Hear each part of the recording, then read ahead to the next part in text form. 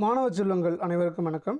இந்த வீடியோவில் வந்து நம்ம international bank for reconstruction and development ஐபிஆர்டின்னு சொல்லுவாங்க. அதான் வேர்ல்டு பேங்க், உலக வங்கி இருக்கு இல்லையா, அதை என்ன சொல்லுவாங்கன்னா international bank for reconstruction and development, அதாவது மறு சீரமைப்பு மற்றும் மேம்பாட்டுக்கான உலக வங்கி, அதுதான் அதுக்கு மீனிங்கு. வேர்ல்டு பேங்க்னு அதை நம்ம சிம்பிளாக சொல்லிட்டு போயிடலாம்.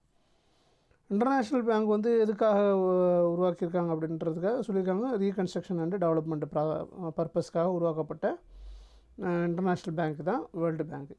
இது வந்து நமக்கு முன்னாடியே தெரியும். இந்த 1944 பிரிட்டன் வுட்ஸ் கான்ஃபரன்ஸில் முடிவு பண்ணி 1945 வாஷிங்டன் ஹெட் குவார்ட்டர்ஸாக வச்சு உருவாக்கப்பட்டது தான் இந்த ஐபிஆர்டி இல்லைன்னா வேர்ல்டு பேங்க்னு சொல்லக்கூடியது.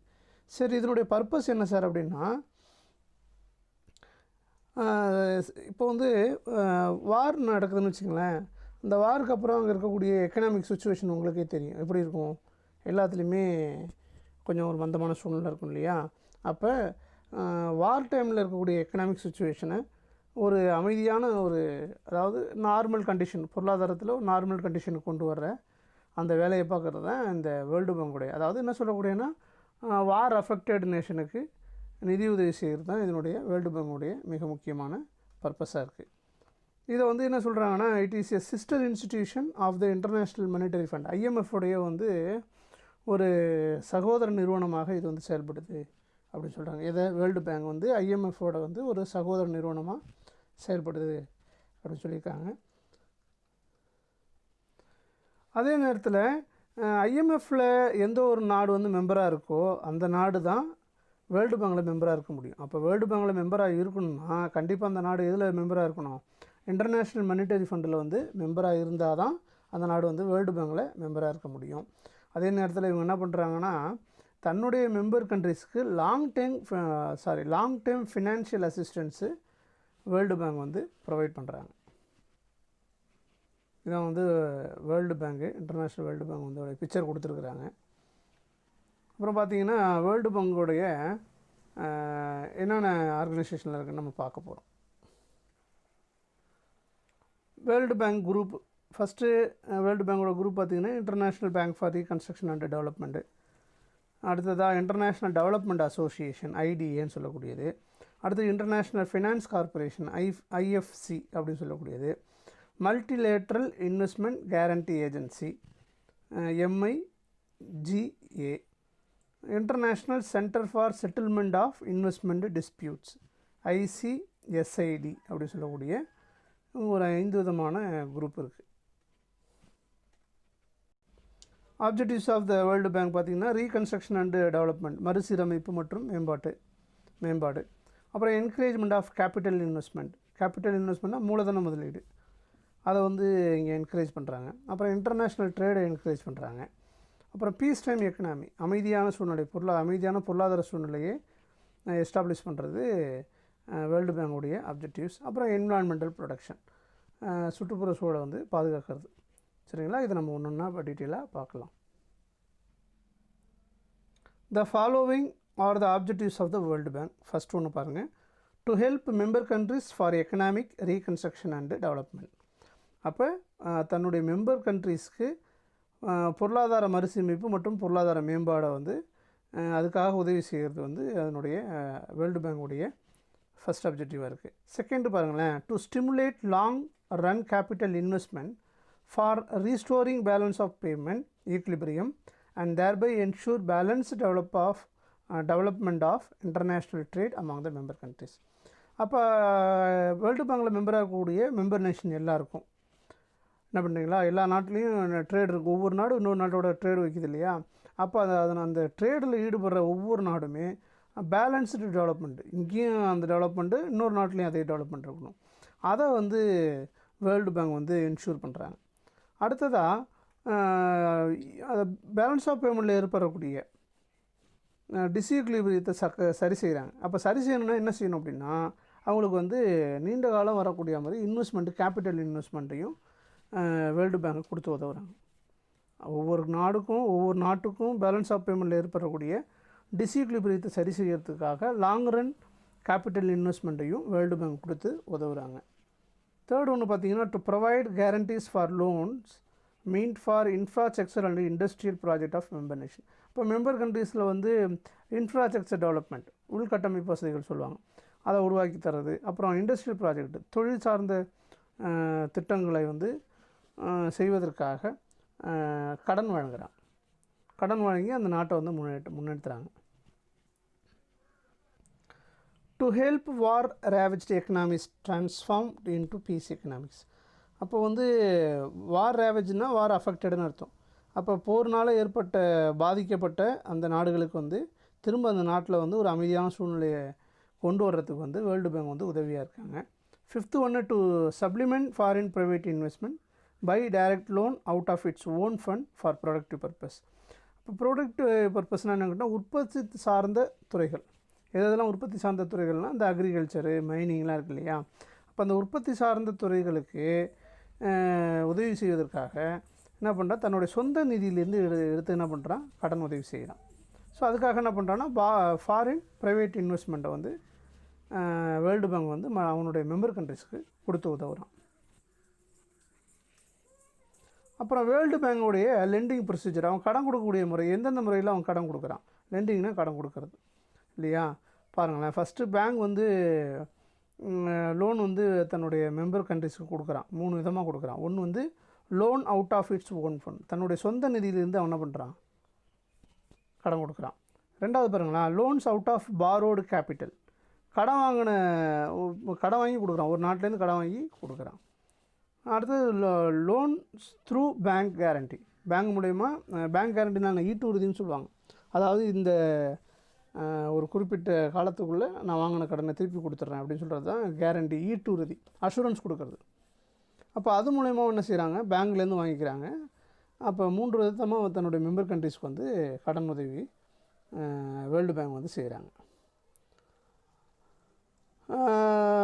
இந்த பேங்க்னா என்ன அர்த்தம், international bank for reconstruction development, அப்படி இல்லைனா IBRD, வேர்ல்டு பேங்க்.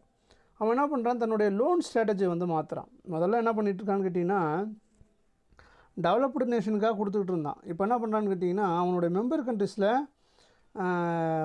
எங்கே ஏழை மக்கள் அதிகம் உள்ள மெம்பர் கண்ட்ரிஸாக செலக்ட் பண்ணி அவனுடைய டெவலப்மெண்ட்டுக்காக என்ன பண்ணுறான்னு கேட்டிங்கன்னா லோன் ப்ரொவைட் பண்ணுறான். The amount of agricultural loans has increased more rapidly than any other sector. அப்போ அக்ரிகல்ச்சருக்கு வழங்கக்கூடிய லோன் வந்து மற்ற செக்டாருக்கு வழங்கக்கூடிய லோனை விட அதிகமாக கொடுக்குறான். அக்ரிகல்ச்சருக்கு அதிக லோன் கொடுக்குறான். இன்னும் பார்த்திங்கன்னா ரூரல் ஏரியாவில் டெவலப்மெண்ட் ப்ராஜெக்ட்டுக்காக அதிக கூடுதல் கவனம் செலுத்து. அப்போ கூடுதல் கடன் உதவியும் வேர்ல்டு பேங்க் வந்து செய்கிறாங்க. ஃபஸ்ட்டு ஒன்று பார்த்திங்கன்னா spread of education among the rural people. அப்போ அந்த ரூரல் ஏரியா டெவலப்மெண்ட்டுக்கான ஆக்டிவிட்டீஸ்க்கு நிறைய ஹெல்ப் பண்ணுறான்னு சொன்னோம். அதில் ஃபஸ்ட்டு ஒன்று ரூரல் பீப்புளுக்கு வந்து எஜுகேஷனை கொண்டு போய் சேர்க்கணும் அப்படிங்கிறதுல மெயினாக இருக்காங்க. ரெண்டாவது development of roads in rural ஏரியாவில் இருக்கக்கூடிய ரோட்ஸ்லாம் வந்து டெவலப்மெண்ட் பண்ணுறது. அப்புறம் வில்லேஜஸில் எலக்ட்ரிஃபிகேஷன் கொண்டு வர்றது. இது எல்லாமே வேர்ல்டு பேங்க்கு. இப்போ இங்கே வர ஒரு திட்டமும் வேர்ல்டு பேங்கினுடைய என்ன இருக்குது, கொஞ்சம் இணைந்த திட்டமாக இருக்குது. IBRD, வேர்ல்டு பேங்குடைய ஃபங்க்ஷன் என்னென்னன்றதை பார்க்க போகிறோம். World bank performs the major role of providing loan for development works to member countries, especially to under developed countries. வளர்ந்த நாடுகள் மட்டும் இல்லை, குறிப்பாக பார்த்தீங்கன்னா அண்டர் டெவலப்டு கண்ட்ரிஸ், அதாவது வளர்ச்சி குறைந்த நாடுகளுக்கு அந்த நாடு வந்து டெவலப்மெண்ட் ஆகணுங்கிறதுக்காக லோனை வந்து வேர்ல்டு பேங்க் வந்து கொடுக்குறான்.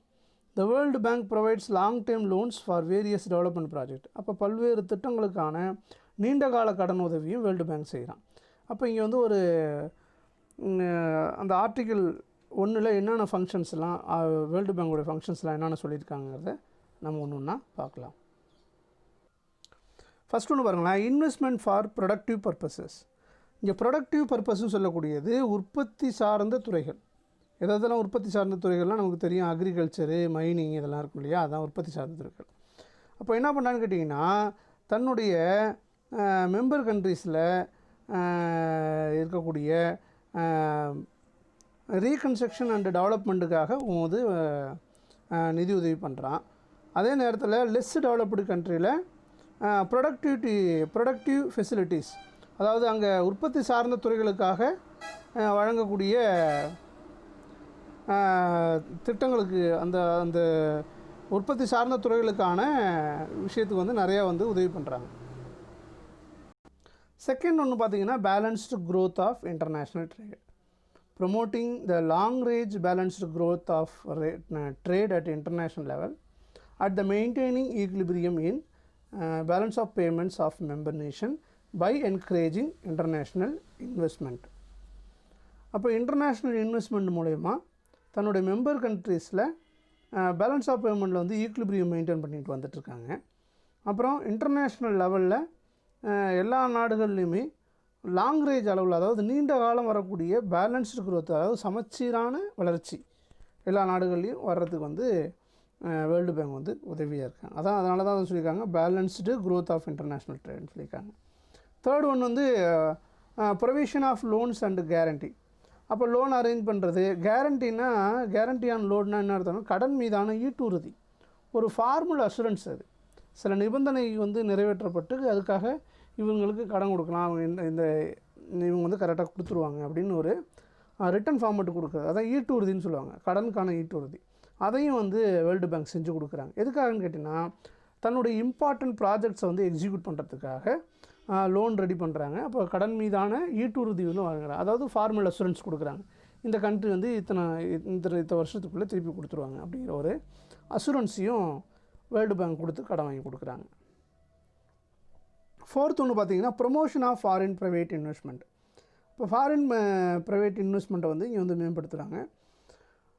த promotion of private foreign investment by means of guarantee on loan.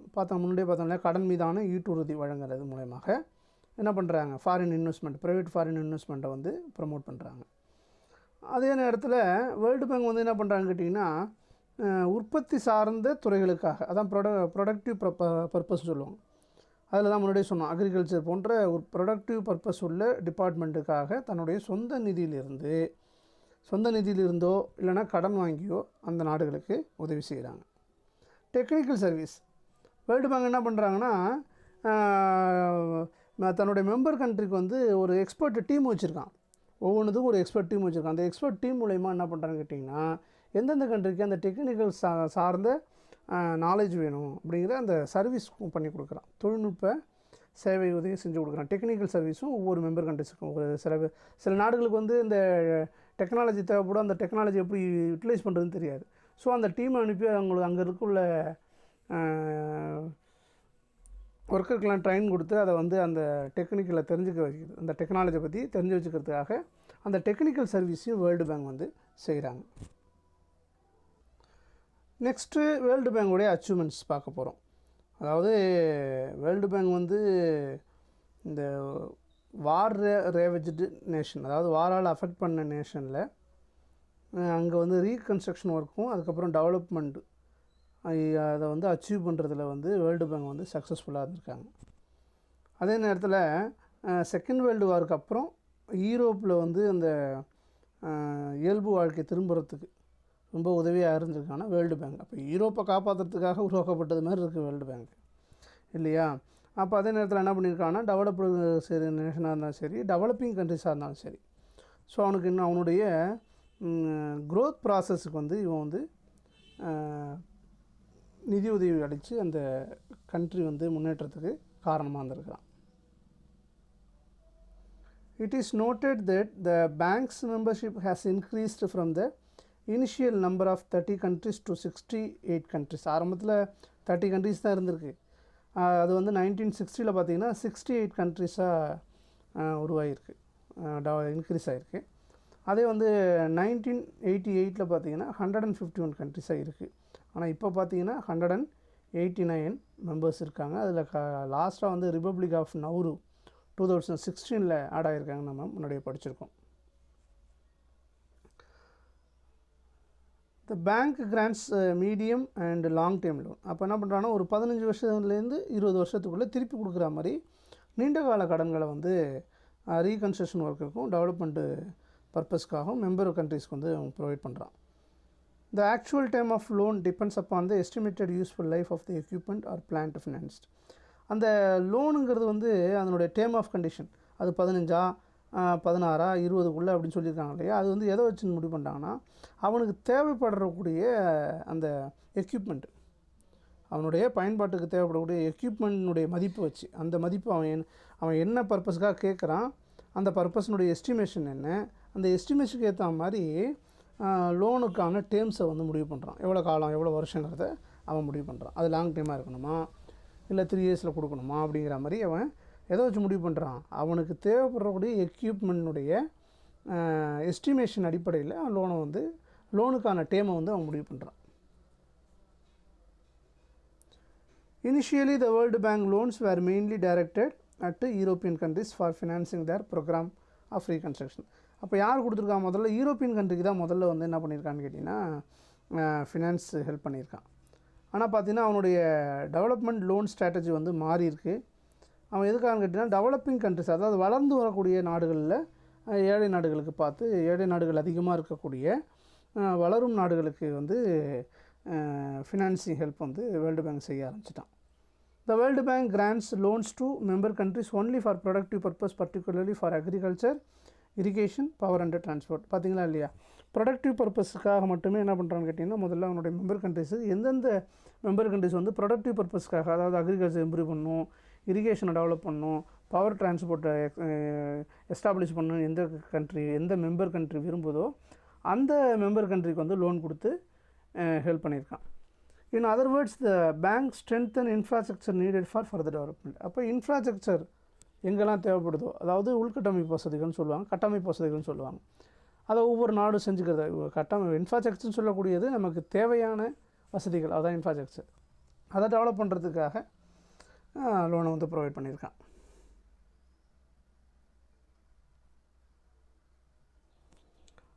Next பார்த்தீங்கன்னா த இன்டர்நேஷ்னல் டெவலப்மெண்ட் அசோசியேஷன், முன்னாடியே பார்த்துருப்போம், வேர்ல்டு பேங்கோடைய ஒன் ஆஃப் த குரூப்புங்க, ஐடியான்னு சொல்லக்கூடியது.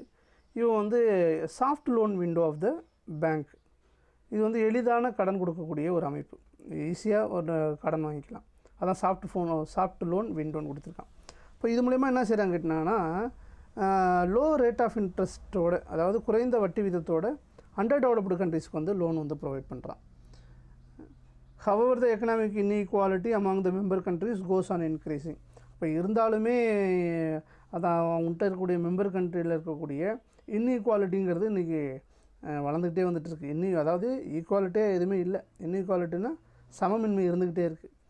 Many African countries R yet to improve their economic status. இன்னும் ஆப்பிரிக்க நாடுகள் வந்து இன்னும் பெரிய அளவில் வந்து தன்னுடைய பொருளாதார நிலையை வந்து முன்னேற்றிக்க வேண்டிய சூழ்நிலையில் இருக்காங்க. இதுவரையும் அவங்கள முன்னேறி வர முடியல. இப்போ இந்தியாவுக்கும் வேர்ல்டு பேங்க்கும் உள்ள ரிலேஷன்ஷிப் என்ன அப்படின்னு பார்த்தீங்கன்னா, இந்த international bank for reconstruction and development அப்படிங்கிற அந்த நேமே யார் கொடுத்தாங்கன்னா இந்தியா தான் சஜஸ்ட் பண்ணியிருக்கான். இந்த மாதிரி பேர் வைங்க, ஒரு வேர்ல்டு பேங்க் உருவாக்கணுங்கிறீங்க, அந்த வேர்ல்டு பேங்க் என்ன பேர் வைக்கணும், இன்டர்நேஷ்னல் பேங்க், ஏன்னா எல்லா நாடுகளுக்கும் உதவி செய்ய போகுது, அதனால் இன்டர்நேஷ்னல் பேங்க் எதுக்காக உதவி பண்ண போகுது, ரீகன்ஸ்ட்ரக்ஷனுக்காகவும் டெவலப்மெண்ட்டுக்காகவும். ஸோ அதனால் international bank for reconstruction and development அப்படிங்கிற நேமையே வந்து இந்தியா வந்து சஜஸ்ட் பண்ணுறாங்க. இப்போ இந்தியாவும் வேர்ல்டு பேங்க்கும் பார்த்திங்கன்னா ரெண்டுத்துக்கும் உள்ள ரிலேஷன்ஷிப் வந்து ஒரு க்ளோஸ் ரிலேஷன்ஷிப். அதாவது இந்தியாவுக்கான எக்கனாமிக் டெவலப்மெண்ட்டுக்கான பாலிசியை ஃப்ரேம் பண்ணுறதுலேருந்து அதை இம்ப்ளிமெண்டேஷன் பண்ணுறதுக்காக செய்யக்கூடிய ஃபினான்சிங் அசிஸ்டன்ஸ் வரைக்குமே வேர்ல்டு பேங்க் வந்து இந்தியாவுக்கு செஞ்சு கொடுக்குறாங்க. இந்தியாவுக்கு வந்து எக்கனாமிக் டெவலப்மெண்ட்டுக்காக வேர்ல்டு பேங்க் வந்து மிகப்பெரிய அளவில் வந்து ஃபினான்ஸ் அசிஸ்டன்ஸ் பண்ணியிருக்காங்க. இதில் பார்த்திங்கன்னா வேர்ல்டு பேங்க் வந்து இந்தியாவுக்கு வந்து நிறைய உதவிகளை செஞ்சுருக்காங்க நம்ம பார்த்தோம். அதே நேரத்தில் இன்ஃப்ராஸ்ட்ரக்சர், இந்தியாவில் இருக்கக்கூடிய electric power, transport, communication, irrigation project, steel industry, இதெல்லாம் இந்தியாவில் வந்திருக்குன்னா அது வந்து கண்டிப்பாக நம்ம வந்து நம்மளுடைய அமௌண்ட்டை மட்டுமே வச்சு செஞ்சுருக்க முடியாது. அது கண்டிப்பாக ஃபாரின் கேபிட்டல் தேவைப்பட்டிருக்கும். அந்த ஃபாரின் கேபிட்டலை இந்தியாவுக்கு கொடுத்து உதவுவது யாருன்னு பார்த்திங்கன்னா வேர்ல்டு பேங்க் தான். இப்போ வேர்ல்டு பேங்க் வந்து இந்தியாவுக்கு வந்து நிறைய நம்பர் ஆஃப் ப்ராஜெக்ட்ஸில் வந்து உதவி பண்ணியிருக்காங்க. ஐஎஃப்சி என்ன பண்ணியிருக்காங்கன்னா ஒரு 5 ப்ரியாரிட்டி ஏரியாஸ், 5 முதன்மையான பகுதிகளை சொல்லியிருக்காங்க. அது என்னென்ன செய்யணும் அப்படின்னு பார்த்தீங்கன்னா, ஃபஸ்ட்டு ஒன்று கேபிட்டல் மார்க்கெட் டெவலப்மெண்ட், அதை சொல்லியிருக்காங்க. அடுத்ததாக டைரக்ட் ஃபாரின் இன்வெஸ்ட்மெண்ட், வெளிநாட்டினுடைய நேரடி முதலீடு. அசஸ் டு ஃபாரின் மார்க்கெட், இப்போ ஃபாரின் மார்க்கெட்டுக்குள்ளே நுழையிறது, ஃபாரின் மார்க்கெட்டுக்குள்ளே எல்லா நாடுகளும் டிரான்சாக்ஷன் வச்சுக்கிறது. Equity investment in new and expanding companies and infrastructure, அப்போ என்ன பண்ணுறதுன்னா சமமான முதலீடுகளை புதுசாக வரக்கூடிய கம்பெனிகளுக்கும் சரி, கம்பெனி அதாவது ஒரு கம்பெனி இருக்குது, அந்த கம்பெனி வந்து விரிவுபடுத்துகிற கம்பெனிக்கும் சரி அங்கே ஈக்விட்டி இன்வெஸ்ட்மெண்ட்டை கொடுக்கணும். இந்த 5 விதமான ஒரு ப்ரியாரிட்டி ஏரியாவை வந்து ஐஎஃப்சி வந்து நமக்கு சொல்லுது. The World Bank has also assisted in India in accelerating program of poverty alleviation and economic development. அப்போ இந்தியாவுக்கு வந்து அங்கே வந்து பாவர்ட்டி எலிவேஷன் அப்படின்னா வறுமையை நீக்கிறதுக்கான திட்டங்களாக இருக்கட்டும் சரி, பொருளாதார முன்னேற்றத்துக்கான திட்டங்களாகவும் சரி, அதுக்கான எல்லா வகையிலுமே வந்து வேர்ல்டு பேங்க் வந்து இந்தியாவுக்கு உதவி செஞ்சுருக்காங்க. அப்போ சைனா வந்து வேர்ல்டு பேங்கில் வந்து 1980 மெம்பர் ஆகிறான். அது வரைக்குமே வேர்ல்டு பேங்க்லேருந்து அதிக உதவிகளை பெற்ற ஒரு நாடுன்னு பார்த்திங்கன்னா இந்தியா தான். அதான் India was the largest beneficiary of the world bank assistance அப்படிங்கிற உங்களுக்கு விஷயத்த சொல்லியிருக்காங்க. இதுதான் வந்து ஐஎம்எஃப்பை பற்றி வேர்ல்டு பேங்கை பற்றி நம்ம பார்த்த விஷயங்கள். ஓகேவா? Thank you to all.